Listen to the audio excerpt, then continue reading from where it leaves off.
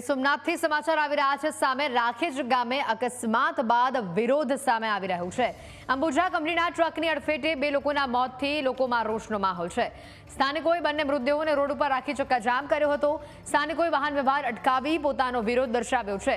ચાલકે કાબુ ગુમાવતા ટ્રકે પલટી મારી હતી અને ટ્રકની નીચે બે લોકો દબાઈ જવાથી તેઓના ઘટના સ્થળ પર જ મોત થયા। ઇકો અને કાર વચ્ચે અકસ્માત સર્જાતા લોકો ઊભા રહ્યા હતા। લોકોના ટોળા વચ્ચે ટ્રકે અચાનક પલટી મારતા આ ઘટના બની હતી।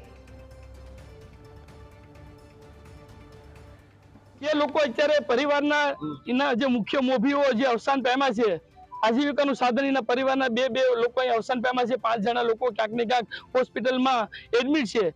આ લોકો માણસનો જીવ જ્યારે ગુમાવતા હોય ત્યારે તમને પણ ખ્યાલ જ છે કે ભાઈ ખરેખર પરિવારનો મુખ્ય વ્યક્તિ ગયો હોય ત્યારે એને વળતર શું આપવું જોઈએ। તો ખરેખર જો લોકોની જે એના પરિવારની માંગ છે, ગામના લોકોની માંગ છે, એને પૂરેપૂરું વળતર સારી રીતે આપે એટલે પરિવારને સંતોષ થાય તો એના માટે સોલ્યુશન જો થતું હોય તો બધા લોકો સમજશે। જો સોલ્યુશન નહીં થાય તો આના માટે ઉગ્ર આંદોલન કરવું પડશે, તો બધા લોકોની કરવા માટેની તૈયારી છે। પરંતુ અત્યારે લગભગ 18-19 કલાક થવા છતાં કંપનીના કોઈ અધિકારી અહીંયા પૂછવા સુદ્ધા આવ્યા નથી અને આ લોકોને પૂરતું વળતર મળે અને એ લોકોના પરિવારને બીજું તો કંઈ નથી, હવે જે ગયા એ પાછા નથી આવવાના, પરંતુ એનું જે કંઈ વળતર થતું હોય એની માંગ લઈને અત્યારે લોકો અહીંયા રોડ ચક્કાજામ કરીને બેઠા છે।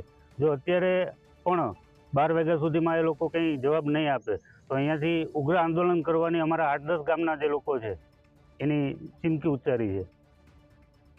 અને આ અંગે વધુ માહિતી મેળવીશું। સંવાદદાતા અરવિંદ જોડાઈ ચૂક્યા છે ફોન લાઈન ઉપર। અરવિંદ, જે પ્રકારે આખી આ ઘટના સામે આવી, પહેલા અકસ્માત થયો હતો અને ત્યાંથી જે ટ્રક પસાર થઈ રહી હતી, કયા પ્રકારે ટ્રકે પલટી મારી અને આખી ઘટના કેટલા વાગે બનવા પામી હતી? હેલ્વી, ચોક્કસ જણાવું તો રાતના જે પેલા જે ઇકો અને 2 વ્હીલર અકસ્માત થયો હતો ને તેનો 7 થી 8 ગાળામાં થયું હતું।